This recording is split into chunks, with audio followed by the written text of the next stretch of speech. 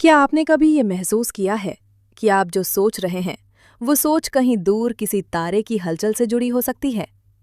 हम हमेशा ब्रह्मांड को बाहर खोजते हैं, आकाश में, तारों में, गैलेक्सीज में, लेकिन कभी ये नहीं पूछते कि जो सबसे जटिल संरचना हमें ज्ञात है वो हमारे सिर के भीतर क्यों है। आपका मस्तिष्क लगभग 1.5 किलो का एक शांत सा पिंड, लेकिन इसके भीतर 86 अरब से अधिक न्यूरॉन्स हैं। हर न्यूरॉन हजारों दूसरे न्यूरॉन से जुड़ा हुआ, एक ऐसा जाल जो दिखता नहीं लेकिन आपके पूरे अस्तित्व को चला रहा है। यादें, डर, प्रेम, पीड़ा, आनंद, सब कुछ इसी अदृश्य नेटवर्क में बह रहा है। अब कल्पना कीजिए, जब वैज्ञानिकों ने इसी नेटवर्क को माइक्रोस्कोप से देखा तो उन्हें कुछ जाना पहचाना सा लगा, और जब उन्होंने ब्रह्मांड की सबसे बड़ी तस्वीर बनाई तो वे ठहर गए, क्योंकि जो आकृति उन्हें वहां दिखी वो बिल्कुल वैसी ही थी जैसी मस्तिष्क के भीतर होती है। गैलेक्सीज वैसे ही जुड़ी हुई थीं जैसे न्यूरॉन्स, बीच बीच में खाली जगह, और उन खाली जगहों में अदृश्य ऊर्जा। जिस तरह न्यूरॉन्स को जोड़ने वाला संकेत दिखाई नहीं देता, उसी तरह गैलेक्सीज को जोड़ने वाली शक्ति भी दिखाई नहीं देती। वैज्ञानिक उसे डार्क मैटर कहते हैं, डार्क एनर्जी कहते हैं, लेकिन असल में वो क्या है कोई नहीं जानता। अब एक प्रश्न, क्या जो सबसे ज्यादा शक्तिशाली होता है वो हमेशा अदृश्य होता है? आपके विचार दिखाई नहीं देते, आपकी चेतना दिखाई नहीं देती, फिर भी वही सबसे वास्तविक है। तो फिर ब्रह्मांड की चेतना दिखाई क्यों दे? आपका दिमाग किसी एक केंद्र से नहीं चलता, कोई एक न्यूरॉन राजा नहीं है, कोई एक जगह से आदेश नहीं आता, फिर भी सब कुछ तालमेल में है। और ब्रह्मांड भी ऐसा ही है, कोई केंद्र नहीं, कोई सिंहासन नहीं, फिर भी हर तारा अपनी जगह जानता है। समय, आपके दिमाग के लिए समय सीधा नहीं होता। एक खुशबू और आप बचपन में पहुंच जाते हैं, एक आवाज और दिल टूटने का दृश्य फिर से जीवित हो उठता है। एक सेकंड में 20 साल का सफर। और ब्रह्मांड में भी समय ऐसा ही है, कहीं वो तेज चलता है, कहीं थम जाता है, कहीं मुड़ जाता है। तो क्या समय असल में कोई वस्तु नहीं बल्कि अनुभव है? अब थोड़ा और गहराई में चलिए। आपके मस्तिष्क में एक छोटा सा बिंदु है, बहुत छोटा लेकिन बहुत रहस्यमय, जहां सपने जन्म लेते हैं, जहां गहरी नींद उतरती है। विज्ञान उसे एक ग्रंथि कहता है, ऋषि उसे द्वार कहते थे, तीसरी आंख। वही स्थान जहां व्यक्ति अपने शरीर को भूलता है, वही स्थान जहां सीमाएं टूटती हैं, वही स्थान जहां मैं और ब्रह्मांड अलग नहीं रहते। जब ध्यान गहरा होता है तो व्यक्ति ये नहीं कहता कि मैं ब्रह्मांड को देख रहा हूं, वो कहता है मैं ही ब्रह्मांड हूं। तो अब ये प्रश्न उठता है, अगर आपका मस्तिष्क सोच सकता है तो इतना विशाल ब्रह्मांड क्यों नहीं? अगर छोटे नेटवर्क में चेतना पैदा हो सकती है तो अनंत नेटवर्क में क्यों नहीं? कुछ वैज्ञानिक चुपचाप मानते हैं कि ब्रह्मांड एक जीवित प्रणाली है और हम उसके भीतर सूक्ष्म चेतना बिंदु। जैसे न्यूरॉन्स मस्तिष्क के भीतर होते हैं, शायद आप सोच नहीं रहे, शायद आपके माध्यम से ब्रह्मांड खुद को देख रहा है। आपका डर, आपका प्रेम, आपकी खोज, ये सब उस अनंत की हलचल है। जब आप शांत बैठते हैं, सांस धीमी करते हैं और भीतर देखते हैं तो दिमाग की तरंगें बदलती हैं, और जब वे तरंगें बहुत धीमी हो जाती हैं तो एक अनुभूति होती है, सीमाहीनता।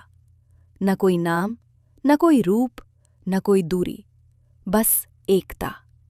वेदों ने इसे शब्दों में नहीं बांधा, उन्होंने बस कहा, जो बाहर है वही भीतर है। आप अलग नहीं हैं, आप छोटे नहीं हैं, आप उस अनंत का सजग अंश हैं। तो अगली बार जब आप आकाश देखें तो याद रखिए, आप जो देख रहे हैं वो आपके भीतर भी है, और जब आप भीतर झांकते हैं तो पूरा आकाश आपके साथ देखता है। अब जरा ये महसूस कीजिए, आप अभी यहां बैठे हैं, लेकिन आपका दिमाग लगातार कहीं और जा रहा है, कभी भविष्य में, कभी अतीत में, कभी किसी ऐसे दृश्य में जो अभी अस्तित्व में भी नहीं आया। ये यात्रा शरीर नहीं करता, ये यात्रा मस्तिष्क नहीं करता, ये यात्रा चेतना करती है। और यही चेतना सबसे बड़ा रहस्य है। वैज्ञानिक आज भी ये नहीं बता पाए कि चेतना पैदा कहाँ से होती है। दिमाग को काट कर देखा, हर कोशिका को अलग अलग परखा, हर रसायन को मापा, लेकिन कहीं भी चेतना नहीं मिली।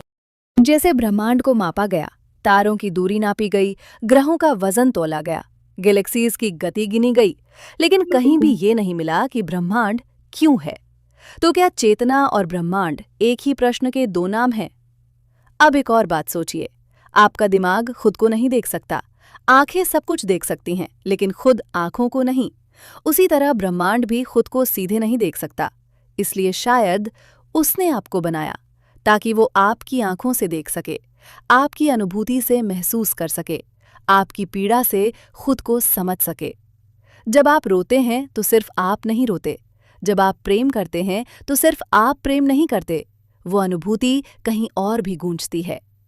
आपने कभी गौर किया है कि गहरे ध्यान में या अत्यधिक भावनात्मक क्षणों में आपको ऐसा क्यों लगता है कि समय रुक गया है, क्यों लगता है कि सब कुछ ठहर गया है? क्योंकि उस पल आप दिमाग में नहीं होते, आप नेटवर्क से जुड़ जाते हैं।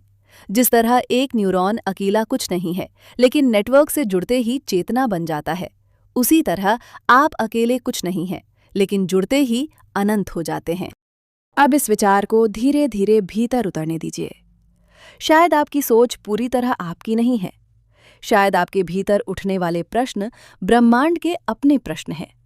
शायद आपके भीतर की बेचैनी उसी अनंत की बेचैनी है जो खुद को समझना चाहता है। इसलिए कुछ लोग पूरी जिंदगी कुछ खोजते रहते हैं, नाम बदलते हैं, रास्ते बदलते हैं, लेकिन खोज नहीं रुकती, क्योंकि खोज व्यक्ति की नहीं होती, खोज चेतना की होती है। जब कोई वैज्ञानिक पूरी रात जागकर आकाश को देखता है, जब कोई साधक सांस रोककर भीतर उतरता है, दोनों एक ही दिशा में जा रहे होते हैं, एक बाहर से, एक भीतर से, लेकिन मंजिल एक ही होती है। और उस मंजिल पर न कोई शब्द होता है, न कोई सिद्धांत, न कोई धर्म, न कोई विज्ञान, बस अनुभव। एक ऐसा अनुभव जहां यह प्रश्न खुद गिर जाता है, मैं कौन हूं? क्योंकि वहां मैं बचता ही नहीं। आप कभी सोचिए, अगर आपका दिमाग एक छोटा सा ब्रह्मांड है, तो आपका जीवन सिर्फ आपकी कहानी क्यों होगी? शायद आप किसी बहुत बड़ी कहानी का एक वाक्य हैं। और जब आप बदलते हैं, जब आपकी चेतना बदलती है, तो पूरी कहानी थोड़ी सी बदल जाती है।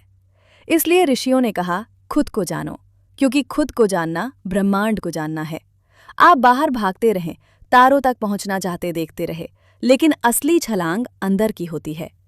एक ऐसी छलांग जहां दूरी नहीं होती, जहां समय नहीं होता, जहां भाषा नहीं होती, बस होना होता है।